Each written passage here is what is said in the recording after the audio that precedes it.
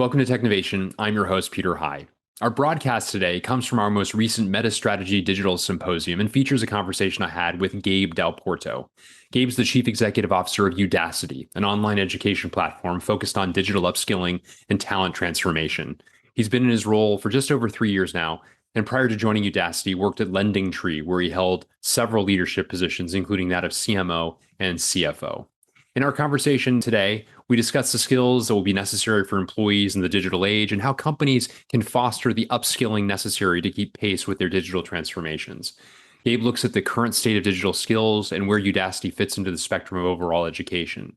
He describes the three main skill sets that will be crucial for companies to train employees in, the path ahead for employees in non-technical roles, and the best practices for companies developing their own in-house digital academies. Finally, Gabe provides advice to incoming college students contemplating what skills to learn for their future careers. I hope you enjoy the conversation. And with that, I would love to begin the conversation with Gabe Dalporto, welcoming him to the virtual stage here. Gabe, as I mentioned, is a leader in this topic of learning nimbleness, something that is, I think, of growing importance, as I say, at a time where the pace of change in business has never been faster, and yet it's the slowest it will be from this point forward. And as a result of that, we need to be building teams that are themselves curious enough, gritty enough, and provide them the resources to build the skills of tomorrow, not just resting on the laurels of those of yesterday. Gabe, it's wonderful to see you today. Thank you so much for making some time for our audience here. Thank you very much for having me. I'm very excited to be joining you today. Yeah. Well, Gabe, I know from a prior conversation you and I have had, you noted that there's a skills revolution unlike anything we've seen since the Industrial Revolution. That was what you noted to me. And I wanted to talk to you a little bit about that. Peel back the onion a bit, if you would, on why that's the case and what are the broader implications on business as a result of that pace of change. Yeah, I mean, the reality is hundreds of millions of jobs are being automated as we speak due to things like AI, machine learning, automation.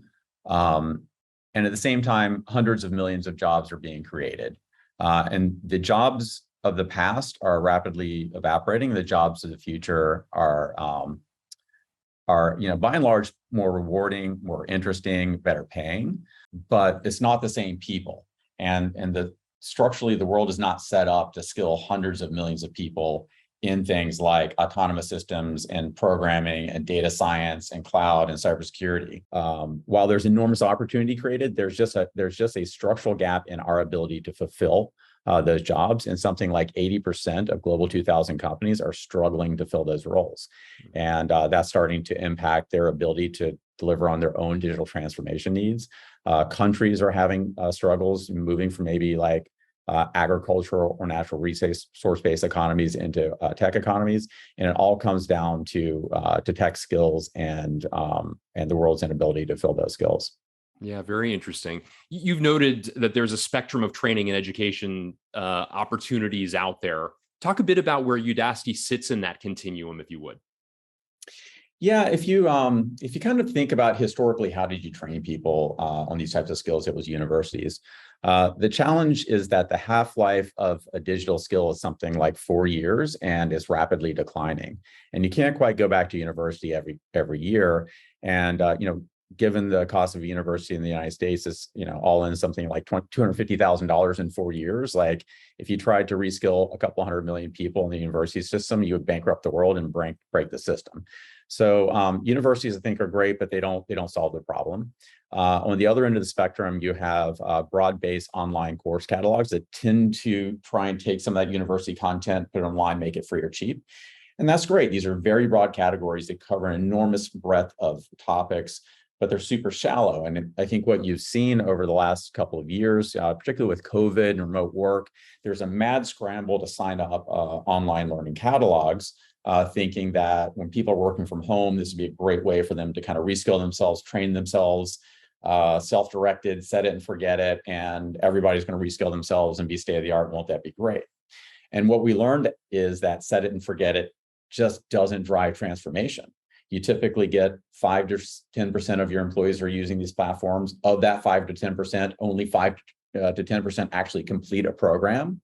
And so now you're fractions of a percent. and there's no way to draw any direct line to business impact or ROI. So really what we do is sit in the middle of that between, very expensive long universities and very light online course catalogs. And we really start with what's your mission critical business imperatives, like going through a massive cloud migration or deploying data science across dozens of different countries. We put together really structured learning programs that includes not just the best content in the industry, but real live on-demand experts to help you get through that content, and the kind of the structure around that to drive people through in cohorts and provide community. So you get enormously high graduation rates, enormously high engagement, and done right, you get two things out of this. You get 1/3 reduction in your attrition rate, and you get 503% average ROI in your first year. So that's kind of how we fit into the ecosystem. Thank you for that overview. Really compelling and very interesting data that you provided, painting a contrast between success rates of your organization versus some other offerings that are out there. Given the perch that you have, Gabe, you have reason to see ebbs and flows in demand for different sorts of skills, naturally by people voting with the courses they're taking, so to say. What are some of the skills you've already alluded to a couple of them in terms of cloud and data and analytics, but I wanted to have you be a bit more expansive, if you would, as to the skills you see in greatest demand presently. Well, it's so interesting. There's a couple of things going on here. First, I would say data, right? Every part of every organization needs better data skills. It's not just the IT organization or some data science group that needs better data skills.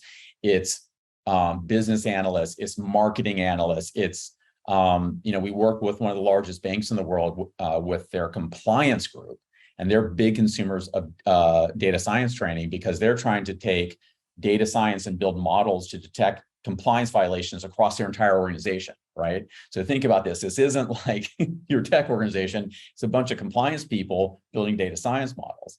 So data, and that's from entry level all the way up to machine learning and deep learning and advanced concepts. Beyond that would be cybersecurity. I spoke with a client who's chief information security officer of a massive global bank, and she said to me, like, we're in an all-out war for cybersecurity talent and we're losing. Right. And she had given up on trying to hire externally because the talent just didn't exist. And now she's trying to manufacture talent internally from the existing resources she has and through training. And the third will be cloud. I mean, cloud is everywhere. There's this just generational shift from like on-premises infrastructure technology to cloud, and not just where you store your data, but how you actually compute and analyze data. Like there's just such a revolution happening there. Really, what we see is when people go through a reskilling program, either on their own or as part of some structured program, if that isn't linked to then deploying that skill in your job or getting a new job within the organization, people become very, very frustrated and your attrition actually goes up.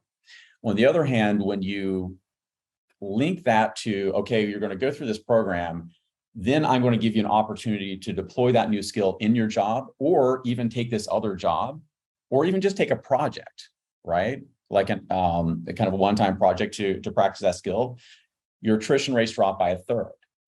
So it really is not just skilling for the sake of reskilling. It's how do we put this in the context of an employee growth and retention and career pathing plan that really worked for the employee, it worked for the company. And so it's really kind of two paths, and you have to be very careful that like you link it all together. Yeah, very interesting. Another thing that we've seen emerge is several companies developing creative pathways for non-technical people to develop technical skills such that they can join the teams of the leaders who've joined us today, chief information officers, digital technology officers of major organizations. And I wonder what insights you have there, Gabe, in terms of the mix of real world experience, but also going from 0 to 1, if you will, on the technical background perspective. What sorts of things you would recommend in order to jumpstart programs like that to maybe identify non-traditional talent sources to join the team? Yeah, so this is really important because the world is going through this transformation, and you don't want to leave people behind. right? You want to give people on-ramps into the digital economy, not shut that door on them. And there are really good techniques that you can deploy to say, take a large group of people, like maybe they're call center employees, maybe they're, former manufacturing line employees, or maybe they're just like, people who are maybe have some sort of college, but are in non-digital roles, and expose them to, call it, introductory content that has some practice. And what that typically does is it measures interest, and it measures aptitude, and it measures tenacity. And if you have someone who has a medium amount of aptitude and tenacity, they can make it through these programs. You can make it into an entry-level cybersecurity analyst. You can make it into an entry-level data analyst. You can make it into, kind of like front-end web development or something like that as that entry point. And so what you want to do is create like a specific program that goes pretty broad, takes a broad group of people, and filters out the people who are going to be successful, and then invest heavily in those people and get them that digital on-ramp. We work with lots of organizations to do this internally, work with great organizations like 110 and Blacks in Technology, whose objective it is to take 1 million people who identify as Black and without a 4-year degree, and get them tech skills and get them employed. And we are working with them to actually do that. And so this is exactly the process we go through. Yeah, very interesting. I wonder also, what can you say about what you've seen work well in terms of companies developing their own kind of universities, if you will, some sort of combination of, toolkits like what you provide, perhaps some of what the MOOCs do as well, but also homegrown content representative of the products and services that that company actually puts out there, and other specifics, perhaps translating what would be general curriculum into specific curriculum most relevant to their companies. So this is very, very important and a very common request we get from our clients. We work with nations to transform their workforces from the workforce they have into the workforce they need, and we work with Global 2000 companies to do the same. And every Global 2000 company is going to be a little different than the other. And almost always, in most cases, we get requests, well, instead of like machine learning, can you do machine learning at my company, like that is conceptually, relevant, or maybe it's not just like your standard path, but like we want a citizen data scientist path, right? That's not off the shelf. And we're able to actually work with them and very quickly customize programs and configure programs that meet their specific needs and their specific contexts in a way that isn't just like hey, here's a catalog, knock yourself out. And that actually really matters to our clients. It really, I think, helps make it more relevant to the students and get the outcomes we need. There's a big move right now into creating corporate academies. What is inefficient is if you have tens of thousands of companies creating the same data science course, right? What is efficient is to partner with someone like us who has that ability to take the structure of that data science course and do some tailoring to your context and allow you to get that scale that we provide. So I think what you're going to find is a lot of corporate academies and internal training organizations. Maybe there's some really bespoke stuff they're going to make, but they're mostly going to partner with people like us that have that flexibility to customize and to tailor. Very interesting. I also wondered what advice you'd give, say, to like a high school senior about their education, formal and otherwise, in the future. Are there any differences in what you'd recommend, different from your own experience? I know you have an undergraduate and graduate degree, a grad degree from a very prestigious university to boot, in MIT. Talk a bit about what you would prepare somebody who's on the cusp of university and therefore a few years from the professional world as to how they ought to be thinking about their ongoing education, please. So I'd say a couple of things. I just saw a poll yesterday that university graduates mid-career were asked, do you regret the field you studied? And the number one regret was liberal arts. So it's really fun to study liberal arts. And, I took some of those classes in college, but mostly I took engineering and nuclear engineering. And what I do today, like I'm a nuclear engineer by training, but I've been a strategy consultant, a chief marketing officer, and a chief financial officer. And so what engineering and the sciences teach you and digital skills teach you really is structure and how to think and how to solve problems. And if you take that, you can go solve any problem. So I'd probably say if you have the aptitude and the interest, study some STEM career. You're not going to wind up where you start studying. It's just not, like, almost no one finishes their career where they start.